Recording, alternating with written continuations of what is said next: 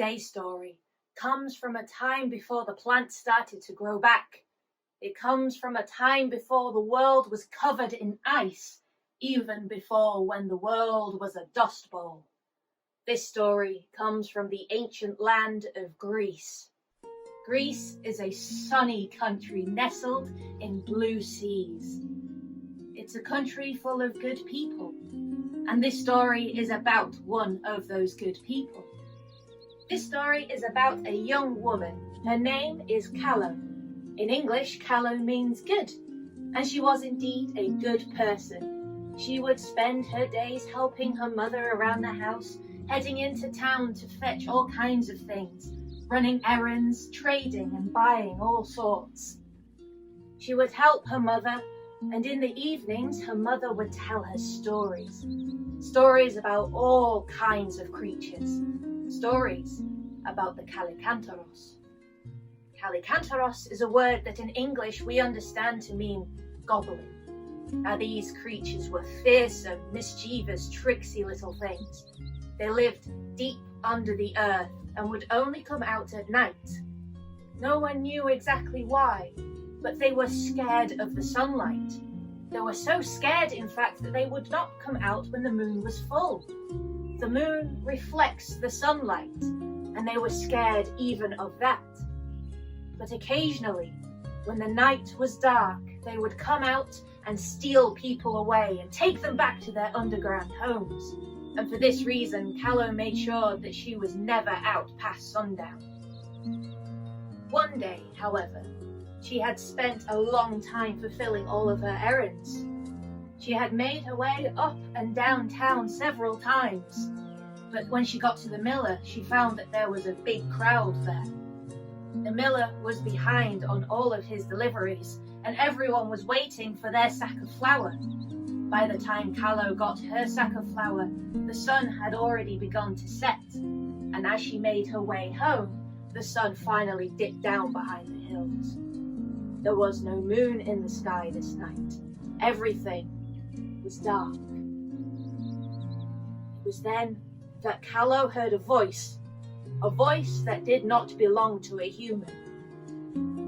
It was the goblin, the Kallikantzeros. It had found her, and it wanted to take her down into his underground house. It wanted to keep her forever. But Kallo was a clever woman, and she had an idea. Oh, hello, my pretty. You are a nice one. You will come with me, yes. You will come down to the underground and do my bidding. I have many chores that need to be done, and you will be perfect to do them. You are Kallikantzeros. I am Kallikantzeros, yes. And you are pretty. You will come with me. I have heard of your people. I would be honored to go with you. But I am in my work clothes. These are not fine enough to go with you. Perhaps you could fetch me a pretty dress, and then I will look splendid for the trip down to your home. Oh, well, yes, you must look splendid, yes. For pretty must look nice. I will bring you a dress.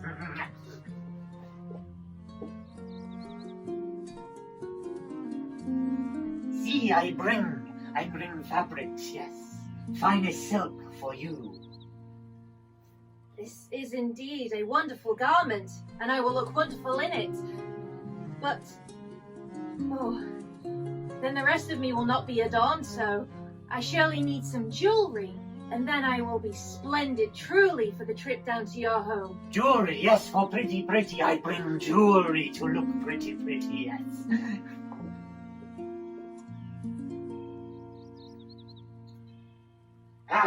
I bring jewels from all over here. Pretty, where? Pretty, there. These are, in fact, wonderful jewels, and I will look wonderful wearing them. Yes. But I have been working hard this day, and I have not had time to bathe. Perhaps you might fetch me some perfume, and then I will smell lovely for our trip down to your home. Oh, yes, I will. Yes, perfume, yes.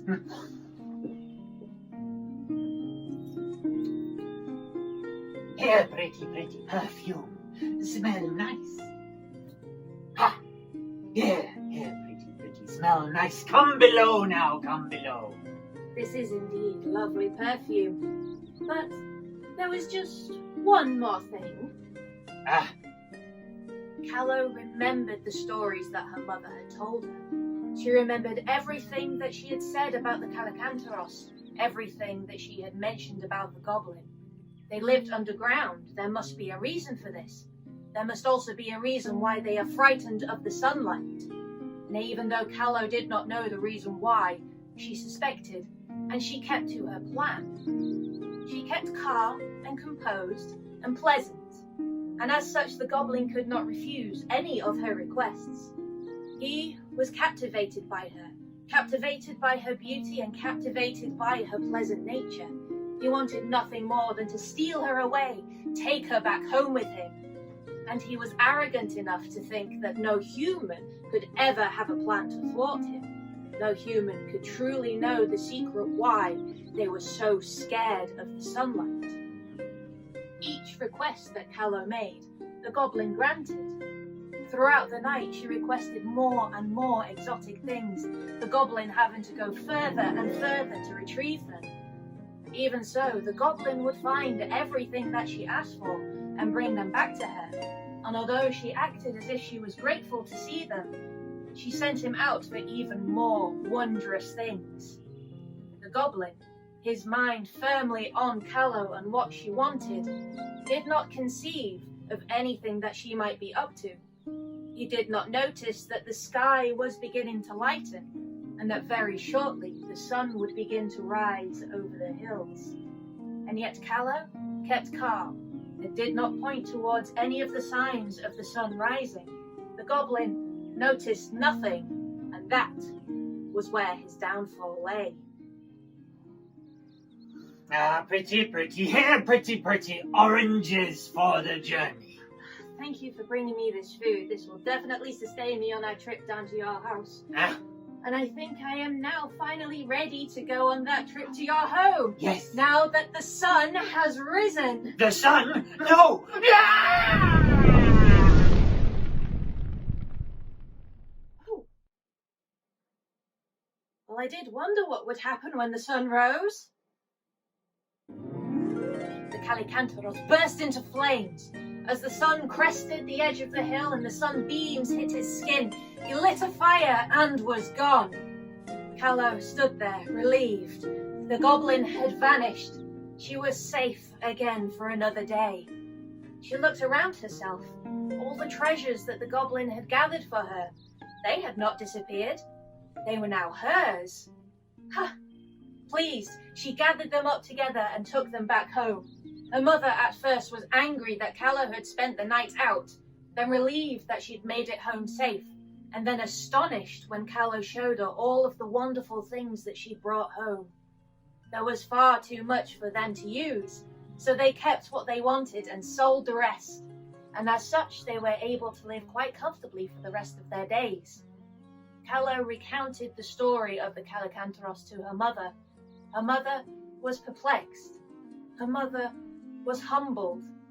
Her mother was pleased that Callow was able to use her teachings and Callow's own intellect to keep herself safe and to thwart the Kallikantzeros.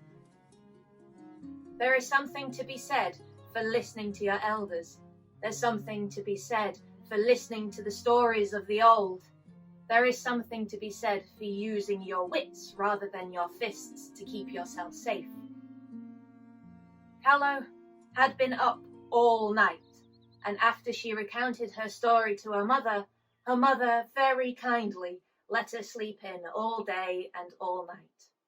And the next day, like the good person that she was, Callow went back to helping her mother with the chores, fetching and carrying, selling those wonderful things at market, and making sure that they lived well, happy, and comfortable.